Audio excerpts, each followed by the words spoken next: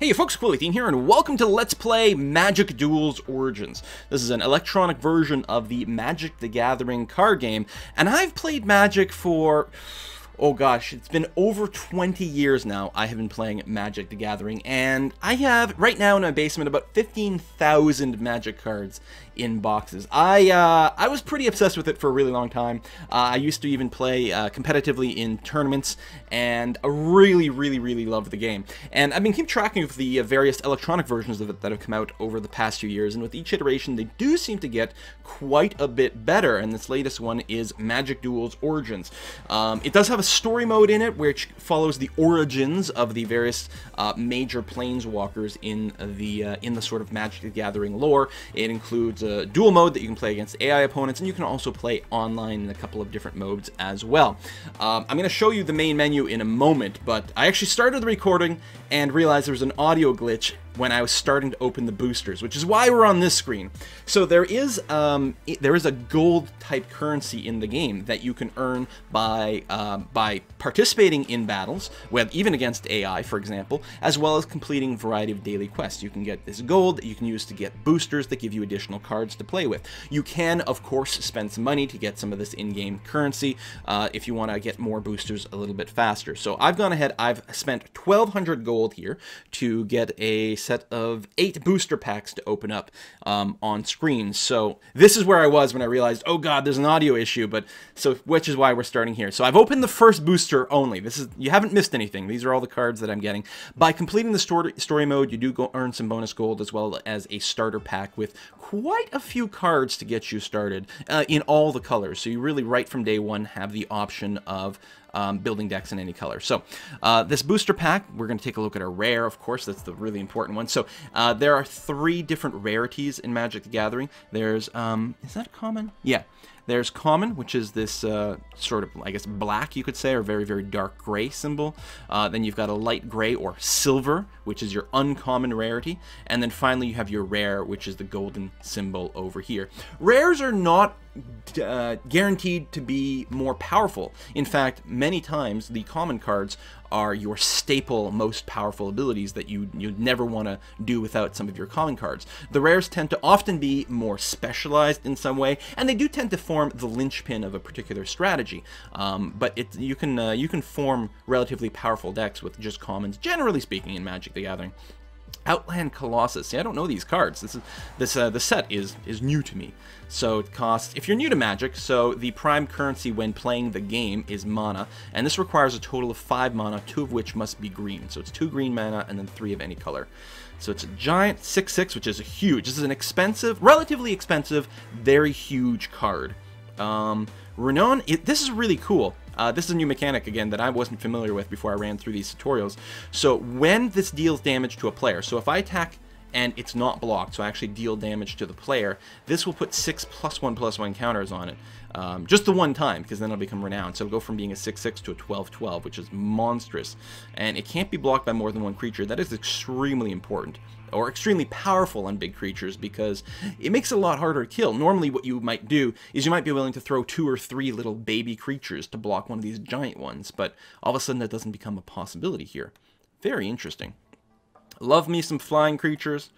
Ooh, more +1/+1 counters. Actually, I'm a sucker for anything that gives counters to anything. I remember way back in the day playing Thallid decks and all those sorts of things. If you're an old-timey Magic player, you know what I'm talking about. Thallids were awesome. Next magic summon, put target creature card from a graveyard onto the battlefield under your control. Okay, for 5 as a sorcery. Spell mastery. If there's 2 or more instants and or sorcery cards in your graveyard, that creature enters the battlefield with 2 additional +1/+1 counters on it. I think I could have a lot of fun with that. All right, we're gonna go to the next booster. We'll mostly pay attention to the rares and uncommons here. What do we have?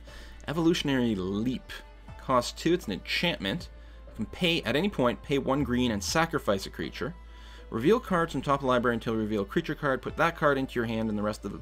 Okay, so you have to sacrifice a creature that's in play to only put another creature in your hand. So you're losing card advantage, unless you can generate token creatures or something. and it doesn't put the new creature into play. I mean, it does let you recycle it. You can also use this to sacrifice a creature that's about to die anyway, because you can use that as an instance. If you've only played certain other card games, instant abilities are things that you can cast anytime, including on someone else's turn, so it lets you respond to things, which is quite cool. Whenever a creature enters battlefield in your control, creatures you control get +1/+1 until the end of turn. Interesting.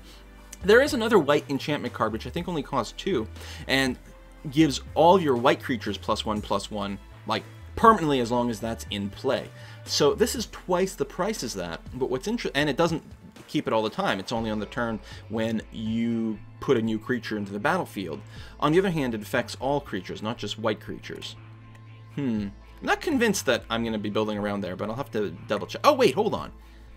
That's not limited to just once. If you put in 2 or 3 creatures in one turn, then that becomes +2 or +3, which is pretty powerful, but it's hard to do that. Totem Guide, Heart Beast. This is a creature. When it enters the battlefield, may search your library for an aura card, reveal it, and put it into your hand. Alright, let's open the next booster. Still have to figure out what kind of deck we're going to make. Herald of the Pantheon. We might make a black deck. I like things that raise stuff from the dead, so we might do that. Enchantment spells you cast cost 1 less. Whenever you cast an enchantment spell, gain a life. It's interesting, and actually a 2/2 for 2 is a perfectly solid creature.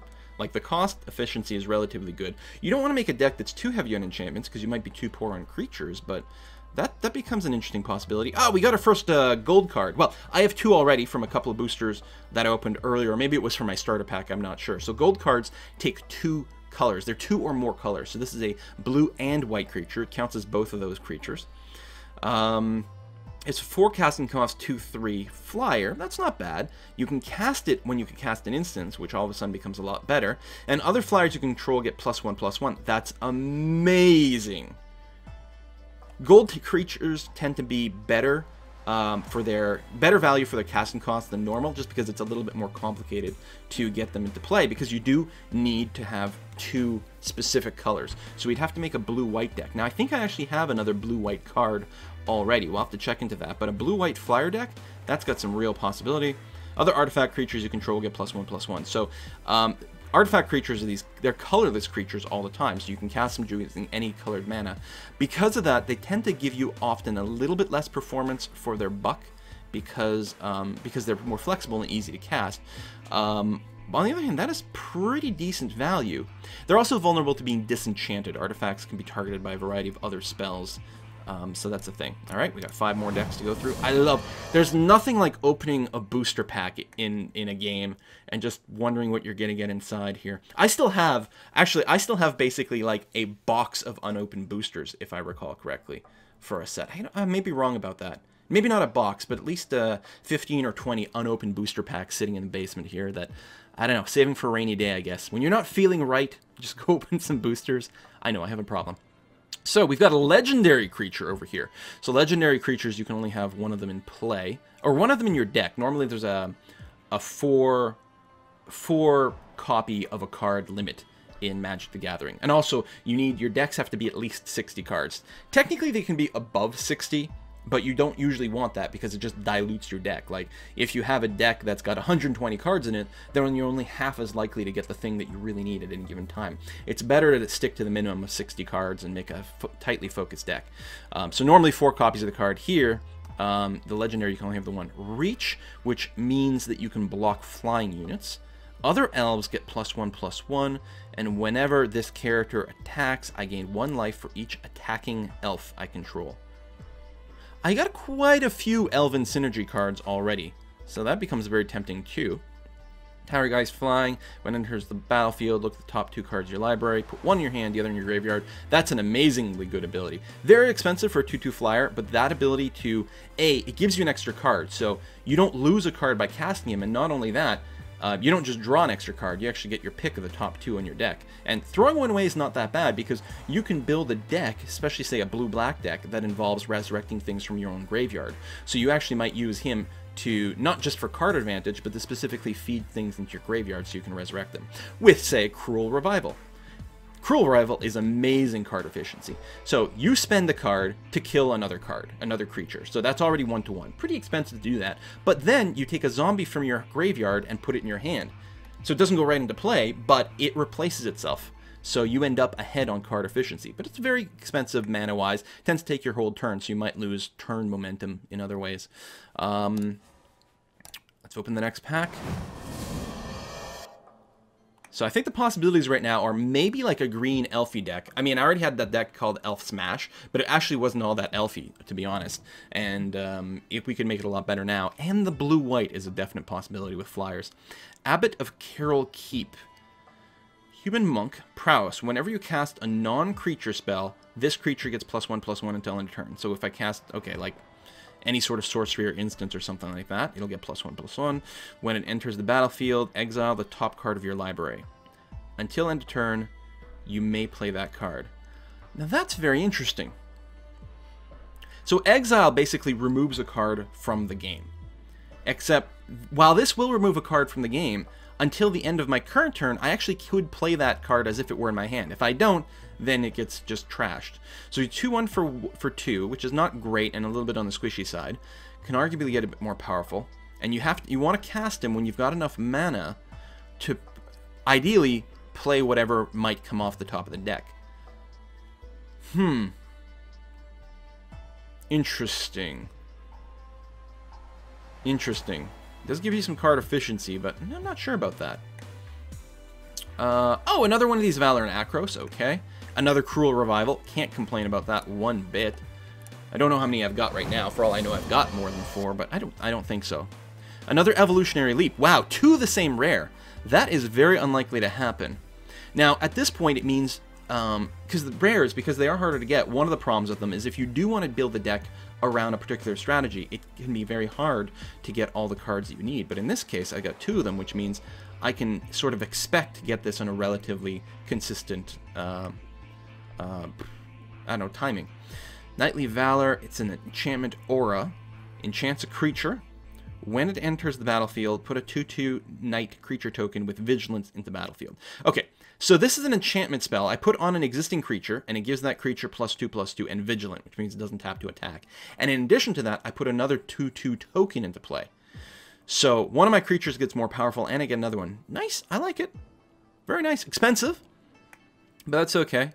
I consider anything like 4 and above to be expensive. A 4 is like not bad. When you get above 4, that's like, I consider it to be very expensive. Mostly because in the meta that when I played a lot of Magic, it was very, very fast paced. Now I think things have slowed down quite a bit, especially in just sort of a single basic set like this. So a 5's not quite as bad. Anchor to the Ether. Put target creature on top of its owner's library. And I look at the top card of my library and I can leave it there, or I can put it at the bottom of the deck. Okay, this is the fact that it bounces it to the top of their library as opposed to their hand is very good, because not only does it so it denies them a draw, it forces them to recast a creature. The creature will get Summoning Sickness again. Good delaying tactics. Blue's pretty common for that sort of thing. Hey, I got an achievement. Collection Builder. Knight of the White Orchid. Oh, this brings me way back. Okay, it's not quite a white knight, but it's close. 2 white mana. So it's not only 2 casting costs, but it has to be 2 white, which makes it harder to splash in a multicolored deck. So 2/2 with First Strike, which is really nice, because he'll deal his damage first, which gives you massive advantage in a lot of conflicts. 90 enter battlefield, an opponent controls more land than you, then you can search your library for a plains card, put it in your battlefield, then shuffle your library.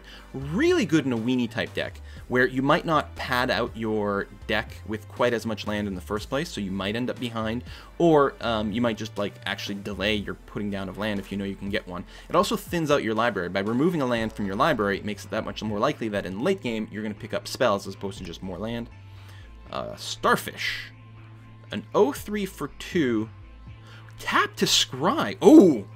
Ooh, I love that. I thought it was going to be scry when he comes into play. No, I can tap this to scry. And this is as an instant as well. So, I can effectively treat it like a wall. Even though it's not a wall. It doesn't have defender. It could attack if I ever gave it any sort of power. But I can use it to block.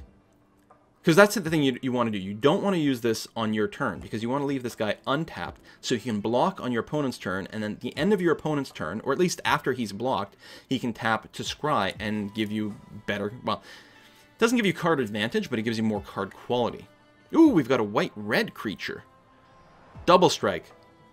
So a 3 casting toss 2/2 with Double Strike. Not bad, especially if you combo him with a lot of buffs. Or her, maybe, with a lot of buffs. Because then you can, A, keep this creature alive better, but also just deal more damage, because you double whatever damage your power is. And the first strike protects you in combat. Very handy. Final booster pack. What do we get? Languish. All creatures get -4/-4 until end of turn. Wow, this reminds me of Wrath of God way back in the day. Wrath of God was a white card. It cost 2 white and 2 colors, so 4 cast cost. Basically the same, and it just destroyed all creatures in play. This is very similar to the same thing. But it does open up the possibility, since you get to control when you're casting the spell, you might actually have a creature in play that could survive this, for example. And that is very tempting. Ooh, very tempting. Fleshbag Marauder. When it enters battlefield, each player sacrifices a creature.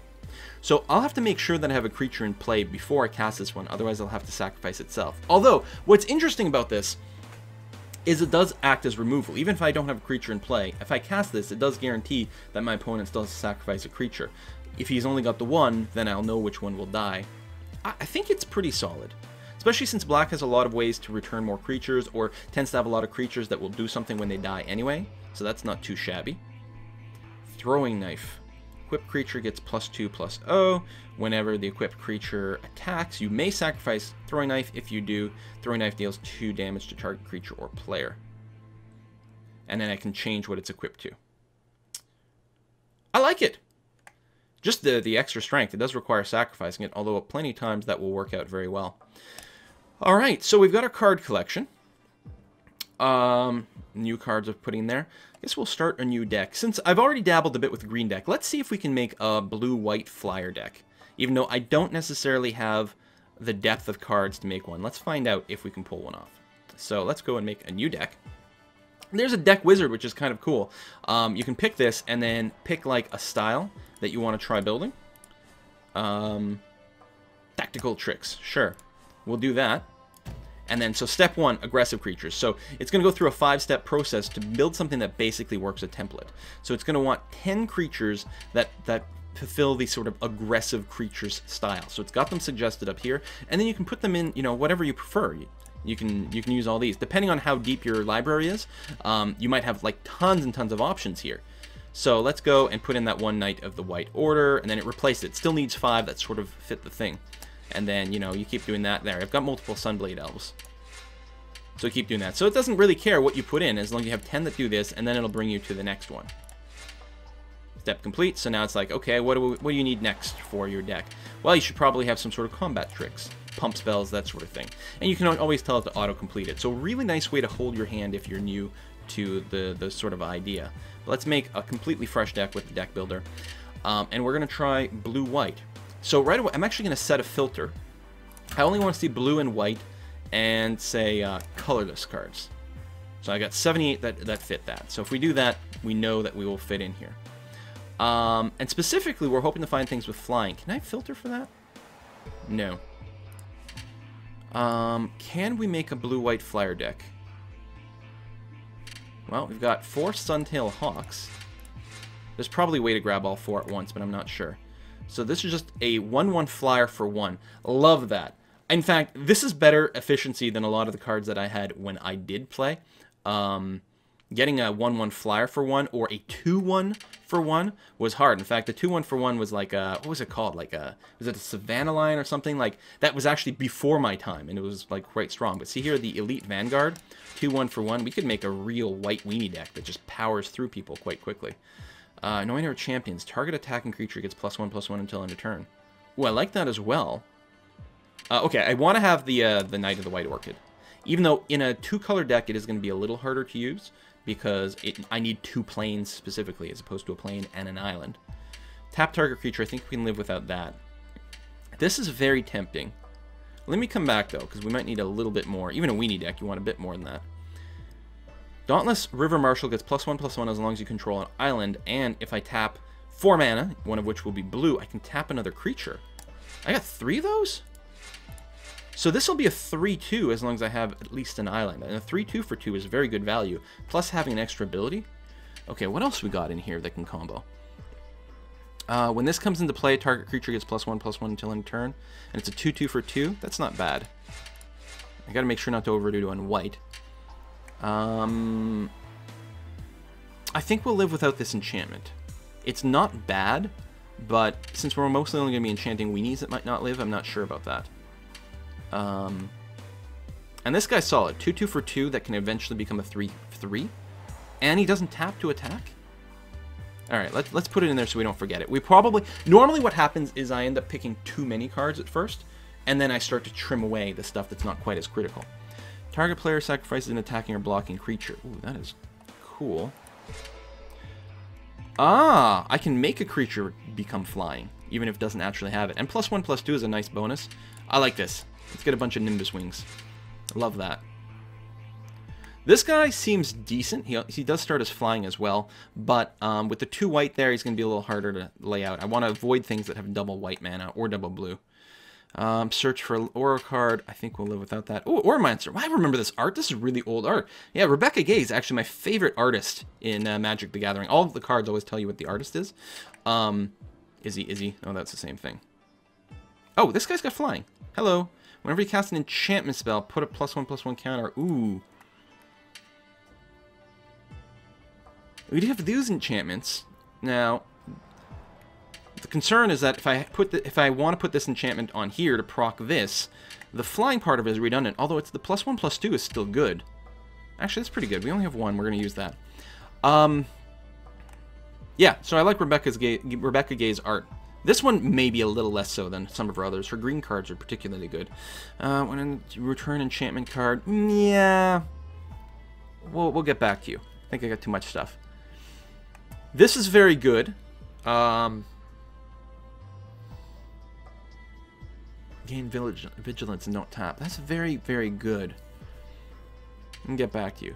Destroy target artifact or enchantment. Gain 4 life. I'm going to bring like 2 of those, just so that I've got a little bit of flexibility. Not everyone uses artifacts or enchantments, so sometimes they're a dead card. I think I'll leave off the Valor for now. Just because I expect my hand to be mostly empty. When it'll be time to do the big attack, it'll probably be too empty for this to actually give me much in the way of value. That is nice. Now, here the 2 double white doesn't matter quite as much, because it's a 4 mana cost creature, so by then I should have 2 planes. And this is actually a really good combo, like a really good ability that doesn't require me to cast more stuff later on. I mean, I might still want one of these. There we go, another flyer with first strike. We actually are just going to make a white flying deck, apparently. Well, again, we'll get to the blue and then we'll trim. A flying angel. Put a +1/+1 counter on each control. Wait. Put a +1/+1 counter on each creature you control with a +1/+1 counter on it. I don't think I have anything else that's adding a bunch of counters, so no. Search for an aura. Again, pretty expensive at this point. That was pretty badass, though. But it might just not work with the pacing. Okay, let's consider that we're still going to add some blue in here. I still like the starfish here, just because of the card quality that it can add in there. Yeah, it's not a flyer or anything, but it's quite cool. Here's a flyer. So blue-white weenie deck. And if we can get anything that gives us some extra card draw from blue. Telling time. Oh, this reminds me of a card from Visions? Mirage? No. One of the Urza Cycle cards. Something, I don't remember. Look, top 3 cards of your library, put 1 in your hand, 1 on top of the library, 1 at the bottom. That is pretty good. Early in the game, no matter what stage in the game you're in, it's going to be good. Late in the game, it lets you shove land at the bottom of your deck when you don't want it anymore, for example. We don't need that. That would be more for a blue-black deck. Return artifact to your hand. Nope, that's not the sort of thing we're doing. If you control a swamp, we don't do that. Put target creature on top of the owner's library and lets me scry. Getting 1 of those is certainly nice. Gains flying as long as you control an artifact. We're not doing that sort of thing. No, the Towergeist. 2/2 flyer, a little bit more expensive. Does put you another card in your hand, though.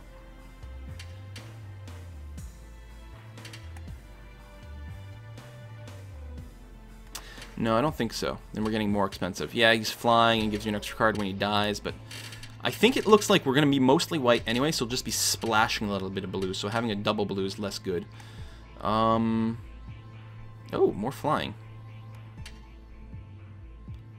And only one blue, so that's not so bad. Dehydration, inspiration, yeah, is really nice, but... And does give you something later on. When you've run out of steam with your cheap creatures, and you might have a little bit more mana, you start doing that and getting some more to keep spamming. Counterspell is good. I think we'll have to hold off on inspiration. And, of course, we're going to put in the Thunderclap Wyvern, who's the highlight of the deck, if we can find him. We only have the one, which is a shame. But that's life. Do we want any artifacts? Bottle Gnomes.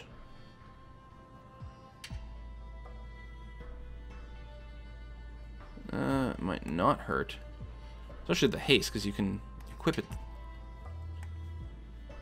There's some value in that. Let's try a couple of those. Okay, so we definitely have too many cards here. In a 60-card deck, you want at least 20 of those cards to be land. And that's assuming a relatively cheap deck. If you've got a deck that's got a higher mana curve, which is to say, like, basically this sort of graph here, you can see we're mostly centered around the 2. This is very much a Weenie deck.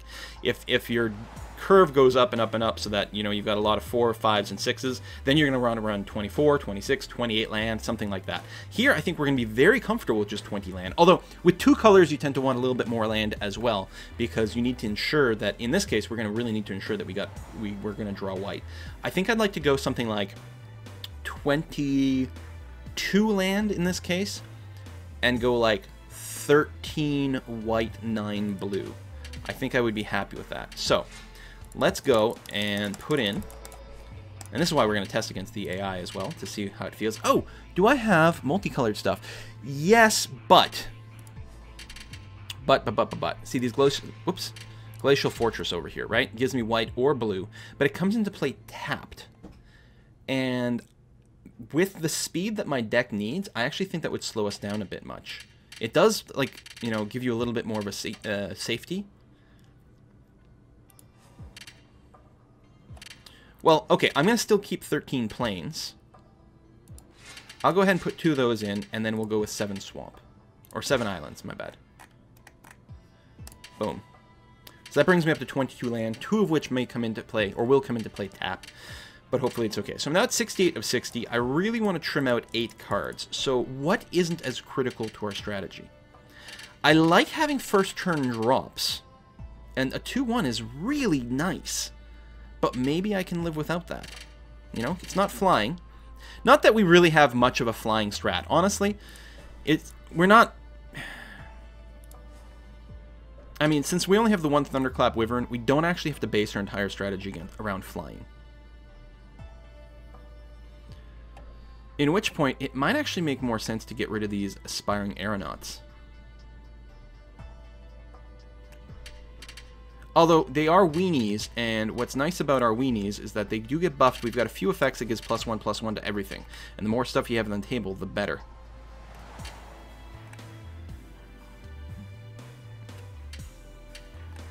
See? These Tacticians. I only have the 1, though. Destroy target, artifact, or enchantment. I mean, we might be able to live without this. The idea of killing people before their artifacts and enchantment become a problem. Certainly risky, but let's trim the fat. I think I like the idea of having a couple of these. Maybe we can live without as much card draw. But I like it because it effectively makes your deck smaller, and a smaller deck is really good. Actually, maybe I don't need the Nimbus Wings. That's an idea.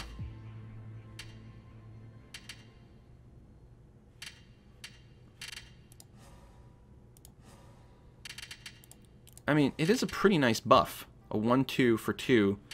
Gives some extra flying.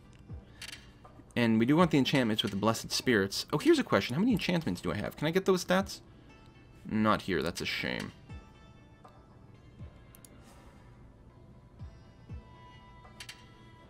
Oh, did I put in the suppression bonds?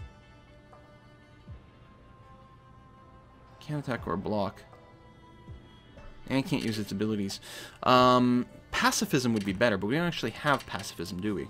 Does that not cost 2? I think it costs 2. So it should be right in here. Because it's nice to get rid of one big blocker for your killing blow. And that's one of the things that gives you a chance to do. Although I've gotten the flyers. Maybe I don't need this. Alright, let's take that out.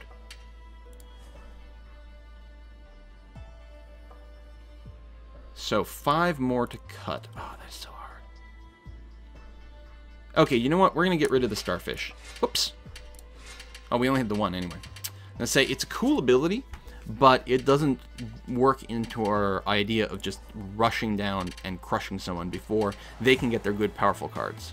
So what else doesn't fit into our strategy of just burning someone down as quickly as possible? You know what? The telling time. It's very good for card efficiency, but I think we have to get rid of it. Anchor to the Ether gives us one other way to get rid of, like, one annoying defender. And there's a lot to be said about that.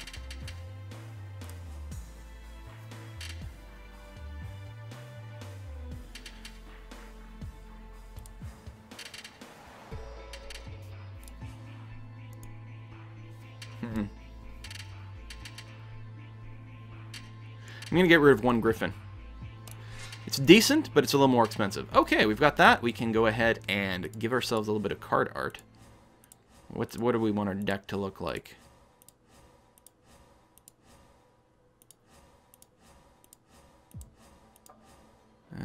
No, wrong colors. Does that look blue-white? No, I think this one here. The lady with the spell on her finger. I think this might fit in blue-whitish. I don't know which Planeswalker she is. She's probably something like a green-black deck or something that totally doesn't fit, but what the hell. We got backgrounds. Let's use that sort of background. That looks nice. And so we'll call this white-blue, since black is B. In Magic, you tend to use U for blue. Flying Weenie. How do you spell Weenie? Weenie? That's Winnie. Oh, it's too small anyway. There. Flying Win. There. White. So there's a limit to how much text you can put in here. We're going to call it the White-Blue Flying Win. And it's nice that it puts the mana symbols on the side of the box for you. That's very cool. All right. So, save changes. Yes, please. So there we go. So I've got the Elf Smash deck that I built earlier. And Horde's Thunder is one of the ones I did with the automatic tool. So if we take a look at the Elf Smash, for example, the one I did earlier, does have a fair amount of elves, not too many, right? So we had the Elf Archer there, some Elf Shaman, Elf Warrior.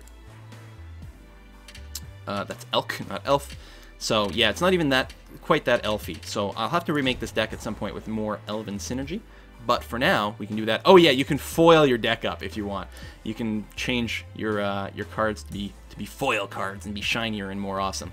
Okay, what we're going to do is we're going to wrap up this episode here. Next time, we are going to go and take this white-blue flying deck against an AI opponent, try to get a sense of how it plays, and maybe we'll spend the last 400 gold on a couple more boosters, see if we happen to get a new card that might help us out with the strat. We'll probably make a few more adjustments, and then at some point take it up against a real-life person. I'll test to make sure that the real-life person mode works before we do that, because as I realized at the beginning of this video, I'm like, oh, this is a pre-release copy.